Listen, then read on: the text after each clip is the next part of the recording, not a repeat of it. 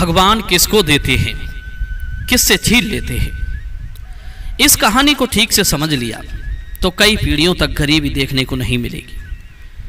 भगवान किसको देते हैं और किससे छीन लेते हैं। मित्रों, भगवान को मानने वाले तो करोड़ों हैं, पर भगवान कितनों को मानते हैं, इसी रहस्य से मैं पर्दा हटाऊंगा इस वीडियो में। सवाल यह है कि क्या भगवान को मानने से भगवान प्रसन्न हो जाते हैं? अगर भगवान को मानने से भगवान प्रसन्न हो जाते हैं तो वे हम पर अपनी कृपा क्यों नहीं बरसाते? क्यों लोग भगवान की कृपा से वंचित रहते हैं? मुझे लगता है कि हम ये समझ ही नहीं पाए हैं कि भगवान हमसे प्रसन्न कब होते हैं और कब नाराज होते हैं। जिस दिन इस बात को समझ लिया उस दिन भगवान की पूर्ण कृपा आप पर बरसने लगेगी। तो चलिए, कहानी बड़ी ही मार्मिक है और इस कहानी से आपको कई सवालों के जवाब में मिल जाएंगे। मित्रों, ये कहानी है एक गरीब मोची की। किस तरह उस गरीब मोची को भगवान ने करोड़पति बना दिया। इस कहानी में आपको यह भी सुनने को मिलेगा कि भाई के साथ धोखा करने वालों को ईश्वर कौन सा दंड देते हैं। कहते हैं दुनिया में सबसे बड़ा पाप माना जाता है दूसरों को धोखा देना और अपने ही सगे भाई के साथ घटियाई करना, उसे धोखा देना, उसकी बेईमानी करना, उसका धन हड़प लेना जघन्य अपराध की श्रेणी में आता है। इसके लिए भगवान भी कभी उसे क्षमा नहीं करते। तो चलिए गौर करते हैं इस ज्ञानवर्धक प्रेरणादायक कहानी पर।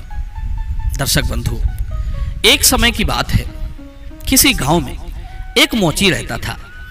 मोची बहुत ही गरीब था। 2 वक्त की रोटी मिलना उसके लिए बहुत मुश्किल था। वो मोची लोगों के जूता चप्पल गांठने का काम करता था। उसके पास ऐसी कोई अपनी जगह नहीं थी, कोई दुकान नहीं थी जो स्थायी रूप से वहां बैठकर अपना काम कर लेता। इसलिए वो कभी चौराहे पर, कभी सड़क के किनारे बैठकर लोगों के जूता चप्पल ठीक करता था और उसके काम के बदले में जो पैसे मिलते थे उसी से उसकी जीविका चलती थी। वो बड़ा संतोषी था। इसी धंधे से वो अपने जीवन को व्यतीत कर रहा था। मित्रों, एक समय की बात है, सावन का महीना आता है और आप तो जानते ही हैं कि सावन का महीना कितना पवित्र होता है।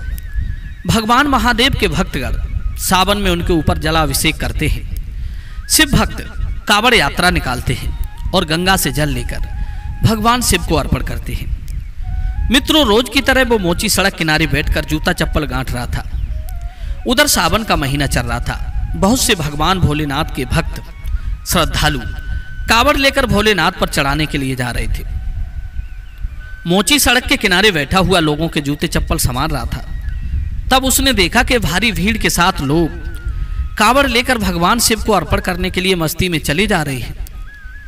मित्रों, लोगों को भगवान महादेव पर जलाभिषेक करने के लिए जाते हुए देखा तो उस मोची के अंदर भी एक भावना उत्पन्न हुई कि मैं भी भगवान शिव के लिए कावड़ ले जाऊं और उन पर जलाभिषेक करूं। लेकिन वो बेचारा मन मार कर रह गया। सोचने लगा कि मेरे पास तो इतना पैसा ही नहीं है, मैं कावड़ कैसे ले जाऊंगा। पूरे दिन कमाता हूं, तब सुबह शाम की रोटी मिल पाती है, फिर कावड़ के लिए पैसे कहां से लाऊंगा। पूरे दिन काम करके बस इतना ही कमा पाता हूं। वो मोची ये सब बातें सोचकर मन को मार मार कर रह जाता है। लेकिन भगवान भोलेनाथ के प्रति उसके मन में भक्ति का भाव जागृत हो चुका था। उसने ये फैसला किया कि मैं भगवान भोलेनाथ पर कावड़ लेकर जाकर जलाभिषेक जरूर करूंगा, लेकिन अभी नहीं तो अगले साल, जब सावन का महीना फिर से आएगा। दोस्तों, इस तरीका से विचार करने के बाद वो अपने रोज के काम में मस्त रहता है। लेकिन उस दिन से भगवान शिव के प्रति उसके मन में भक्ति बढ़ती चली गई। अब तो वो सुबह शाम भगवान शिव की पूजा करता था और पूरे दिन सड़क किनारे जाकर के लोगों के जूता चप्पल संभालता था। एक दिन की बात है, वो मोची एक दिन कहीं जा रहा था तो रास्ते में उसे एक कुम्हार की दुकान दिखाई पड़ी। कुम्हार मिट्टी के बर्तनों को बना रहा था। उस मोची की नजर पहुंचती है तो उसने देखा कि वहां पर एक गुल्लक रखी हुई थी जिसमें पैसे भरे जाते हैं। मोची ने जब उस गुल्लक को देखा तो विचार किया कि मैं रोज रोज जो पैसा कमाता हूं उसमें से 2-4 पैसे बचा बचा कर मैं इस गुल्लक में डालता रहूंगा। इसी तरह से मैं एक साल में इतना पैसा इस गुल्लक में इकट्ठा कर लूंगा कि अगले साल में भगवान भोलेनाथ पर कांवड़ चढ़ाने जा सकूं, उन्हें जलाभिषेक कर सकूं। दोस्तों, मोची उस गुल्लक को कुम्हार से ले लेता है और गुल्लक लेकर अपने घर पर चला आता है। घर आकर वो अपनी पत्नी से कहता है कि देखिए, हम गुल्लक लेकर आए हैं। पत्नी कहती है, जी इसका क्या करोगे? तब मोची ने अपने मन की इच्छा अपनी पत्नी को बताई। कहने लगा, प्रिय, हम जो रोज पैसा कमाते हैं उसमें से आज से हम पैसा 2 पैसा बचाकर इस गुल्लक में डाल दिया करेंगे। धीरे धीरे इस गुल्लक में एक साल में कुछ पैसे इकट्ठे हो जाएंगे। उसके बाद उन पैसों से हम एक कांवड़ तैयार करेंगे और सावन के महीने में भगवान भोलेनाथ पर कांवड़ चढ़ाने जाएंगे। मेरे मन में भी भगवान भोलेनाथ को कांवड़ चढ़ाने की इच्छा उत्पन्न हो रही है। मित्रों, मोची की बात सुनकर उसकी पत्नी बड़ी खुश होती है और कहती है, पिया जी, अगर ऐसी बात है तो आज से मैं भी आपके इस काम में सहयोग करूंगी। दोस्तों, अब तो वो मोची और उसकी पत्नी भगवान भोलेनाथ की पूजा करते हैं और पूरे दिन अपना काम करते हैं। शाम को जो पैसा कमा के मोची लाता है उसमें से 2 पैसे जो बचते थे उस गुल्लक में डाल देता था। इस तरीका से समय बीतता चला गया और एक साल के बाद में उसने अपनी गुल्लक को भी भर लिया। इधर जब सावन का महीना आ जाता है तो सावन के महीने में हर साल की तरह भगवान शिव के भक्त अपनी अपनी कांवड़ लेकर के जलाभिषेक करने के लिए भगवान शिव के मंदिर की ओर चल पड़ते हैं। इधर मोची ने जैसे ही देखा तो उसने भी सोचा, अब इस सावन में, इस साल में तो मैं जरूर भगवान शिव के ऊपर कांवड़ चढ़ाऊंगा।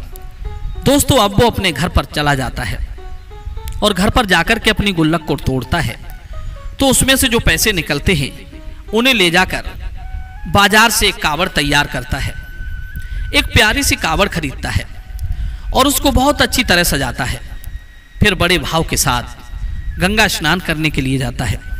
गंगा स्नान करता है और वहां पर अपने लोटे में जल भरकर अपनी कांवड़ में रखकर भगवान शिव को जलाभिषेक करने के लिए चल पड़ता है। अब तो दोस्तों, शिव के मंदिर की ओर वो बड़ा खुश होकर के शिव का गुणगान करता हुआ मोची चला जा रहा था। कांवड़ उसने अपने कंधे पर रखी हुई थी और बड़ी ही मस्ती में, बड़े भाव के साथ, निष्काम भाव से भगवान शिव के मंदिर की ओर चलता चला जा रहा था। मित्रों, आपको बता दें कि उधर भगवान शिव और माता पार्वती ये दृश्य देख रहे थे। कहते हैं, भगवान की नजरों से कोई नहीं बचा है। वो सबको देखते हैं, पर कुछ मूर्ख लोगों को लगता है कि चाहे जितना गलत काम करो, हमें कौन देख रहा है। वे लोग दुनिया वालों से तो डरते हैं पर भगवान से नहीं डरते। वे ये भूल जाते हैं कि कण कण में व्यापक ईश्वर हमारा हर एक कर्म देख रहा है। दर्शक बंधुओं, भगवान शिव और माता पार्वती देख रहे थे तो पार्वती जी ने कहा कि प्रभु देखो, आपका कितना प्रिय भक्त है। 1 साल से बेचारा इस दिन के लिए पैसा जमा कर रहा था। 1 साल के बाद में पैसा इकट्ठा करके इसने कांवड़ बनाई है और आपके ऊपर जल चढ़ाने के लिए बड़े भाव के साथ चलता चला जा रहा है। दोस्तों, तब भगवान शिव कहते हैं देवी पार्वती से कि हे पार्वती, देख तो मैं भी रहा हूं, तुम सही कह रही हो। ये मेरा भक्त मुझसे मिलने के लिए 1 वर्ष से योजना बना रहा है, एक एक पैसा इकट्ठा कर रहा था। लेकिन अब मैं इस भक्त की परीक्षा लेना चाहता हूं कि ये मेरा भक्त असली है या नकली। इसके मन में वास्तव में मेरे प्रति आस्था है या फिर ऐसे ही ऊपर से मेरा नाम ले रहा है। मैं देखना चाहता हूं मैं इसके दिल में बसा हुआ हूं कि नहीं। तब माता पार्वती ने मना किया, हे प्रभु, इसकी परीक्षा मत लो, ये बेचारा बहुत गरीब है। 1 साल से बेचारे ने पैसा इकट्ठा कर पाया है और आप परीक्षा लेकर उसे और भी ज्यादा दुख दोगे। अगर वो परीक्षा में सफल ना हुआ तो बेचारा मन मार कर रह जाएगा और आपके ऊपर जलाभिषेक करने की उसकी इच्छा अधूरी रह जाएगी। भगवान भोलेनाथ कहने लगे, देवी आप चिंता क्यों करती हैं? हमारे जो भक्त हुआ करते हैं वो सच्चे भक्त होते हैं और मैं उसी भक्त की परीक्षा लेता हूँ जिस भक्त को मैं अच्छी तरह से जान लेता हूँ। उसके हृदय में जाकर के देख लेता हूँ कि इस भक्त के अंदर हमारे प्रति भक्ति है या नहीं है। इसलिए हमें इसकी परीक्षा जरूर करना चाहिए। पार्वती ने कहा, प्रभु जैसी आपकी इच्छा। अब दोस्तों, मोची तो झूमता हुआ भगवान भोले बाबा का कीर्तन करता हुआ कांवड़ लेकर चलता चला जा रहा था। इधर क्या होता है, भोलेनाथ बूढ़े बाबा का भेष बनाते हैं और जिस रास्ते से कावड़िए जा रही थी, अपने अपने कावड़ों को लेकर उसमें जल लेकर चले जा रही थी, उसी रास्ते में जाकर के भगवान भोलेनाथ बूढ़े बाबा का भेष बनाकर बैठ जाते हैं। अब तो उस रास्ते से जो भी कावड़ वाला निकलता है तो भगवान भोले बाबा उससे पानी मांगते हैं कि हे भाई मुझे थोड़ा जल पिला दो, मैं बड़ा प्यासा हूं, प्यास की वजह से मेरा दम निकला जा रहा है, कृपया मुझ प्यासे को पानी पिलाकर मेरी जान बचाइए। मित्रों, एक दीनहीन बूढ़े आदमी को देखकर वे कावड़िए उसे देखते हैं और कहते हैं कैसा पागल बुढ़ा बैठा हुआ है, कह रहा है जल पिला दो। इसे ये भी नहीं पता कि ये जल हम भगवान शिव पर अभिषेक करने के लिए ले जा रहे हैं। अगर ये जल हम इसे पिला देंगे तो भगवान भोलेनाथ पर क्या चढ़ाएंगे। अब ये बुढ़ा मरे तो मर जाए, हमें इससे कोई मतलब नहीं, हम ये जल इसे पिलाकर अपनी यात्रा रद्द करने वाले नहीं हैं। मित्रों, वहां से जितने भी श्रद्धालु गुजरते हैं भगवान शिव बूढ़े बाबा के भेष में सबसे पानी का आग्रह करते हैं, मगर कोई भी उन्हें पानी पिलाने के लिए तैयार न होता है। उधर माता पार्वती भी देख रही थी कि इतने लोगों में कोई भी मेरे स्वामी को जल नहीं पिला रहा है। कैसी भक्ति है ये, जो एक मनुष्य का दुख किसी को नजर नहीं आ रहा है। दोस्तों, बहुत देर के बाद में जब वही मोची आता है जो भगवान की भक्ति में लीन था, और जैसे ही वो उनके सम्मुख आता है, भगवान के पास से होकर गुजरता है, बूढ़े बाबा के वेश में बैठे हुए भगवान भोलेनाथ उसे रोक लेते हैं और कहते हैं कि बेटा मैं बहुत प्यासा हूं, प्यास से मेरा दम निकल रहा है, अगर मुझे पानी नहीं मिला तो मेरे प्राण निकल जाएंगे, मैं मर जाऊंगा। मैंने कई कावड़ियों से जल मांगा लेकिन एक बूंद जल किसी ने मुझको नहीं दिया, मैं प्यासा मर रहा हूं। कैसे ये भोलेनाथ के भक्त हैं जो किसी प्यासे को एक बूंद पानी भी नहीं दे सकते। बेटा बहुत बड़ी मेहरबानी होगी अगर आप हमें ये जल पिला देंगे, तो जिस लोटे में आप ये जल लेकर जा रहे हो ये जल ही मुझे पिला दो तो मेरी जान बच जाएगी। दोस्तों, बूढ़े बाबा की बात सुनकर मोची रुक जाता है और बूढ़े बाबा की ओर बड़े गौर से देखता है। सोचता है ये बाबा बहुत प्यासे मालूम पड़ रहे हैं, इसलिए मुझसे जल मांग रहे हैं। जल तो मैं इन्हें पिला दूं, लेकिन ये जल तो मैं भोले बाबा के ऊपर चढ़ाने के लिए ले जा रहा हूं।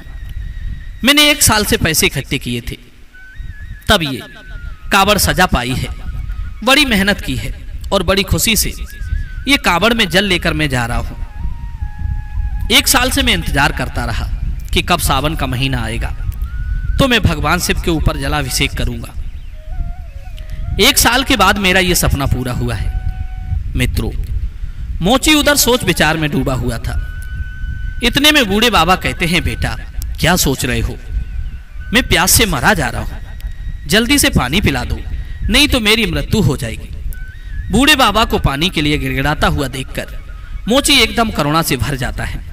उसने तुरंत भगवान भोलेनाथ से क्षमा मांगी, कहने लगा, प्रभु मुझे माफ करना, मैं ये कावड़ और जल अगले साल तुम पर चढ़ा दूंगा, फिर से पैसा इकट्ठा करूंगा, फिर से गुल्लक में जमा करूंगा और अगले साल जब सावन का महीना आएगा तब मैं ये जल आपको अर्पण करूंगा।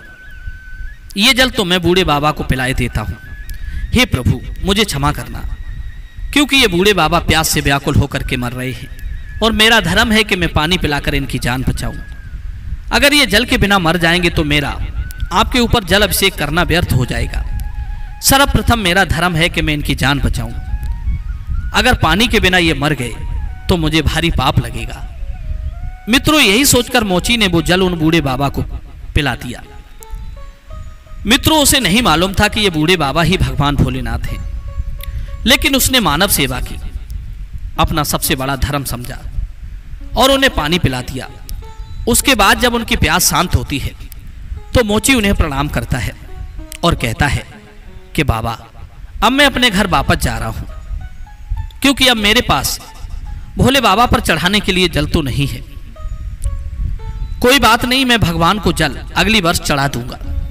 दोस्तों, ये कहकर कि वो मोची जो था वो अपने घर के लिए वापस चलने लगता है, तब भगवान शिव जो बूढ़े बाबा के वेश में थे उन्होंने उसे रोक लिया और कहा कि बेटा रुक जाओ, तुम अपने घर जा रहे हो और घर कभी खाली हाथ नहीं जाते हैं। जब भी आप घर जाएं तो कुछ न कुछ लेकर जाएं। मैं तुमको कुछ दे रहा हूं, इसे लेते जाइए। मोची सोचने लगा, पता नहीं ये बूढ़े बाबा क्या देंगे। जवाब दिया, ठीक है, जैसी आपकी इच्छा। दोस्तों, भोले बाबा ने बेलपत्र निकाले और उन बेलपत्रों को उस मोची को दे दिया और कहा कि ये बेलपत्र तुम अपने लोटे में रख लेना और ये लोटा ले जाना और शाम के लिए जहां तुम पूजा करते हो उस जगह को लीप करके इस लोटे को बंद करके रख देना और सुबह दोनों लोग पति पत्नी उठना, पूजा करना, पूजा करने के बाद में ये लोटा खोल कर देखना। दोस्तों, भोले बाबा जो थे वो बेलपत्र देने के बाद में वहां से चल देते हैं। कुछ दूर आगे जाकर अंतर ध्यान हो जाते हैं और मोची जो था वो वहीं से अपने घर वापस आ जाता है।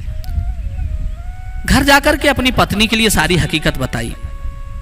पत्नी कहती है, कोई बात नहीं, अगली साल भगवान शिव के लिए जल चढ़ा देना। तब मोची कहता है, प्रिय, जिन बूढ़े बाबा के लिए मैंने जल पिलाया था उन्होंने ये लोटा दिया है, आप इस जगह को लीपिए जहां पूजा करते हैं।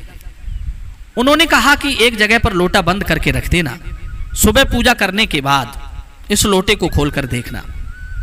मित्रों, वही हुआ। उसकी पत्नी ने जो जगह लीपी और लोटे को बंद करके उसी जगह पर रख दिया।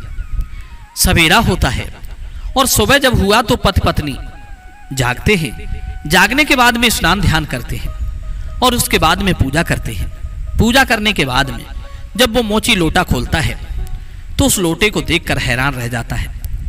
उसने देखा कि लोटा सोने की मोहरों से भरा हुआ था। मोची ने जब लोटे में सोने की मोहरें देखी तो उसकी आंखों में आंसू आ जाते हैं। वे दोनों पति पत्नी रोने लगते हैं, कहने लगे, प्रभु, ये तो अपार धन है, लगता है भोलेनाथ ने हम पर कृपा की है।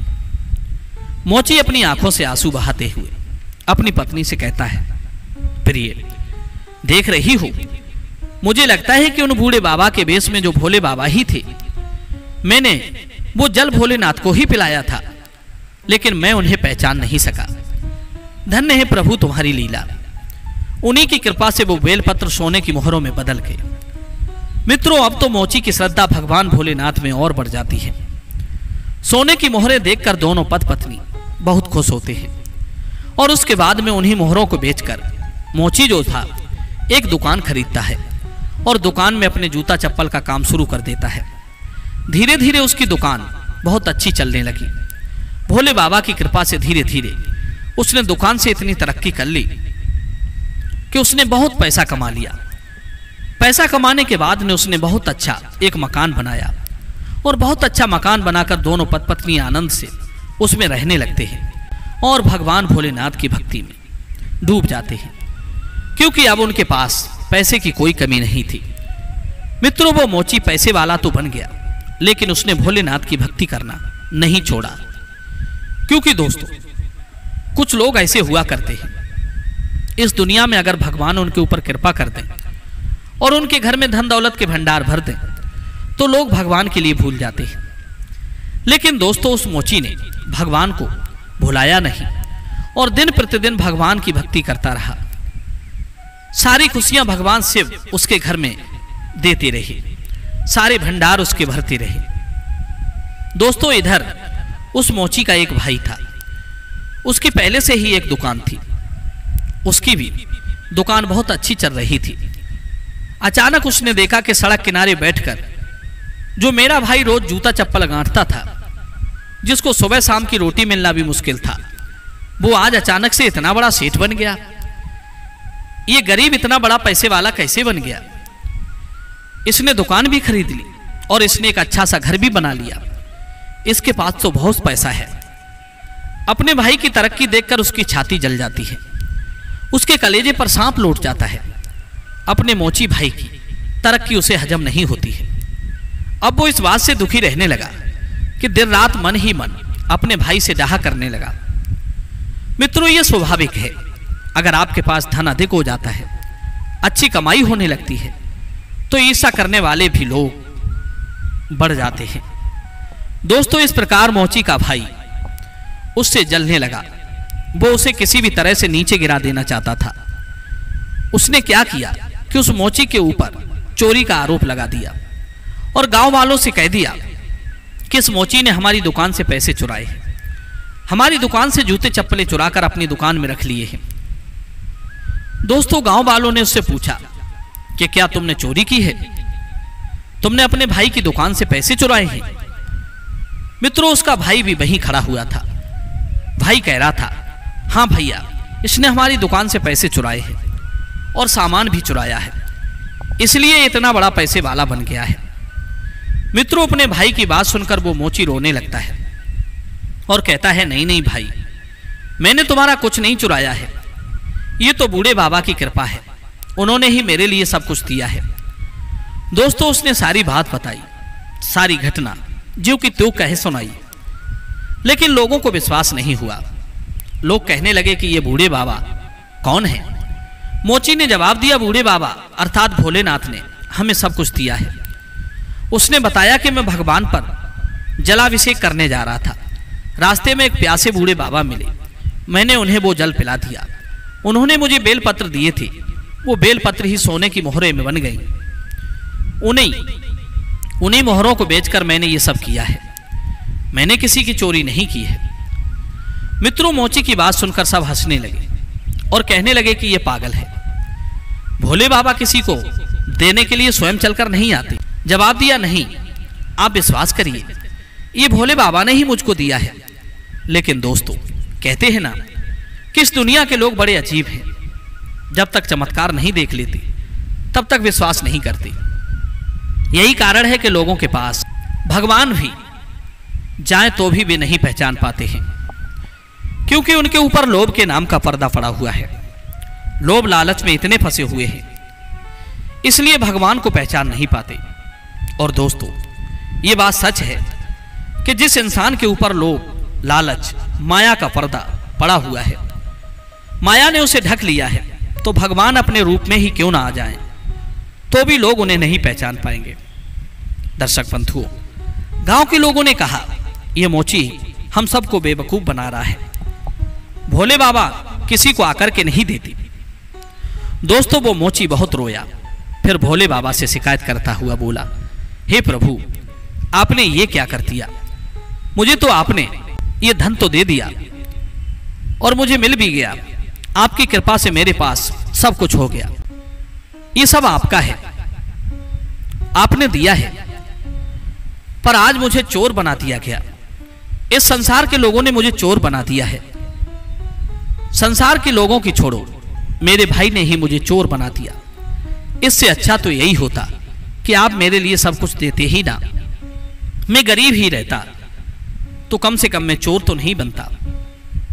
मित्रों, इस तरीका से वो मोची भोले बाबा को याद करता है और बहुत रोता है। फिर दोस्तों, उसके भाई ने कहा कि देखो भाइयों, हम ऐसे नहीं मानेंगे, हम पूरे गांव की पंचायत बैठाएंगे। ये ऐसे नहीं मानने वाला, जब पंचायत बुलाई जाएगी तभी अपना अपराध स्वीकार करेगा। मित्रों, अगले दिन उसका भाई पूरे गांव की पंचायत बुलाता है। पंचायत में पूछा कि भाई ये बताओ, तुम्हारा पैसा किसने चुराया? तो उसने बताया कि मेरा मोची भाई चोर है, इसने मेरी दुकान का सारा सामान चुरा लिया है, मेरा पैसा चुराकर ये अमीर बन गया है, मुझे मेरा पैसा दिलाइए। ये मेरा भाई कुछ नहीं है, भाई के नाम पर कलंक है। मुझे क्या पता था ये इतना बड़ा चोर है, मेरा सारा पैसा चुरा लेगा। मेरी दुकान से सामान चुराकर इसने अपनी दुकान में रख लिया। पंचों ने मोची से पूछा, क्या ये सब सच है कि तूने पैसा चुराया है? दोस्तों, मोची रोता हुआ हाथ जोड़ करके कहता है, हे पंच परमेश्वर, मैं आपको परमेश्वर मानता हूं और मैं सच कहता हूं कि मैंने इनकी दुकान से कोई पैसा नहीं चुराया है, ना कोई सामान चुराया है। मेरे ऊपर तो बूढ़े बाबा की अर्थात भोले बाबा की कृपा हुई है।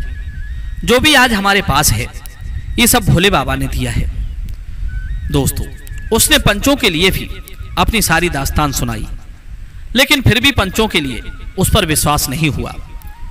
पंच लोग उसको डांटने लगे और कहने लगे, अच्छा तो अब तू हम पंचों को भी पागल बनाना चाहता है? अरे भोले बाबा किसी को चलकर देने थोड़े ही आते हैं, तू बिल्कुल झूठ बोल रहा है। उसने कहा, नहीं पंच परमेश्वर, मैं सच कह रहा हूं, मुझे भोले बाबा ने दिया है। लेकिन दोस्तों, पंचों को भी विश्वास नहीं हुआ।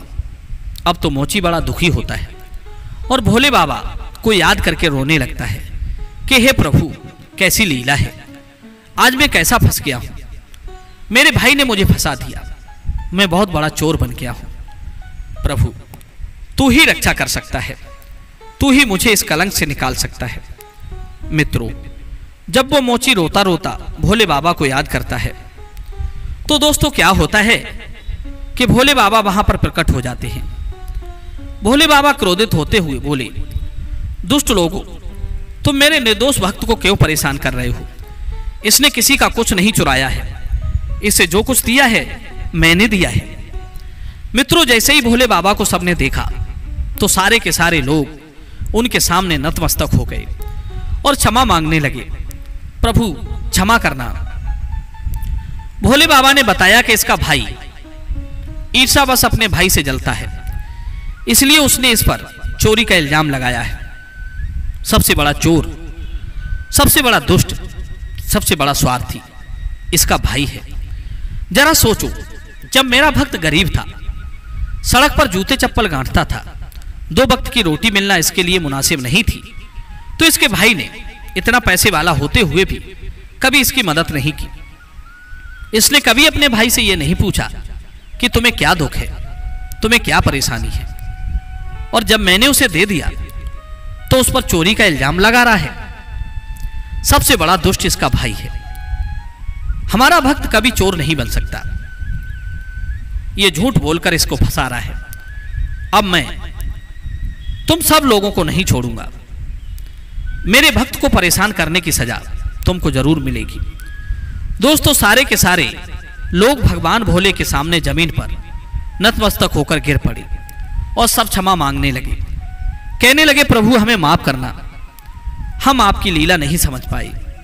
मित्रों, सबने क्षमा मांगी। उसके बाद में भोलेनाथ का क्रोध कुछ शांत होता है। फिर अपने भक्त मोची से कहते हैं, हे पुत्र, हमसे वरदान मांगो, मैं तुमसे बहुत खुश हूं। दोस्तों, तब मोची कहता है, हे प्रभु, सबसे पहले तो आप इन सब लोगों को क्षमा कर दो, क्योंकि ये लोग नहीं जानते थे, और यदि आप हमें वरदान ही देना चाहते हो तो मैं आपसे यही वरदान मांगता हूं कि आपके चरणों में मेरी भक्ति बनी रहे। जब तक मैं इस संसार में जीवित रहूं, आपके चरणों में ही भक्ति करता रहूं, आपका ही नाम जपता रहूं, हम आपके नाम का गुणगान करता रहूं, और जब भी मेरे प्राण निकले तो आपका नाम लेते ही मेरे प्राण निकले। दोस्तों, अपने भक्त की बात सुनकर के भगवान शिव तथास्तु कहते हैं और वहां से अंतर्ध्यान हो जाते हैं। सारे लोग और उसका भाई उस मोची से माफी मांगते हैं और कहते हैं कि तुम ही सबसे बड़े भक्त हो, हम लोग तो मोह जाल में फंसे हुए हैं, इसलिए हम अच्छाइयों को नहीं पहचान पाते हैं, हम बुराइयों को ही देख पाते हैं, और अच्छाई वही लोग देख पाते हैं जो मोह माया से, लोभ लालच से दूर हैं। मित्रों, इस कहानी से हमको यह सीख मिलती है कि भक्ति के अंदर बहुत बड़ी शक्ति हुआ करती है। जिन भक्तों के अंदर भगवान से प्रेम है, निस्वार्थ भाव की सेवा है, उन्हें ही भगवान की कृपा मिलती है। भगवान उनके मांगने से पहले ही उन्हें उनकी आवश्यकता को समझ लेते हैं। और जिनके अंदर अभिमान है, घमंड है, ऊपर से दिखावा है, समाज के प्रति दया भाव नहीं है, लोग सोचते हैं कि मैं बहुत बड़ा दान कर रहा हूं, ये जताने की भावना है, मैं भंडारे कर रहा हूं, ये दिखाना चाहते हैं, लेकिन भगवान के प्रति भाव नहीं है, दिल में प्रेम नहीं है, तो उनकी बड़ी से बड़ी सेवा भी, बड़ी से बड़ी दौलत भी भगवान स्वीकार नहीं करते। भगवान उसी से प्रसन्न रहते हैं जो सब जीवों के प्रति दयावान रहता है, जिनके हृदय में जीवों के प्रति कठोरता है, दया की भावना नहीं है। वे रात दिन भगवान के मंदिर में बैठे रहे, फिर भी भगवान उनकी नहीं सुनते। भगवान को प्रसन्न करने का अर्थ है समस्त जीव जंतुओं के प्रति दयावान रहना, किसी भूखे प्यासे, दीन दुखी, रोगी बीमार की सहायता करना। दर्शक बंधु, मैं उम्मीद करता हूं यह कहानी जरूर पसंद आएगी। तो चलिए अपनी कीमती राय कमेंट में भेजिए। मिलते हैं आपसे अगली वीडियो में एक और चर्चा के साथ। आप सभी का बहुत बहुत धन्यवाद। जय श्री कृष्ण।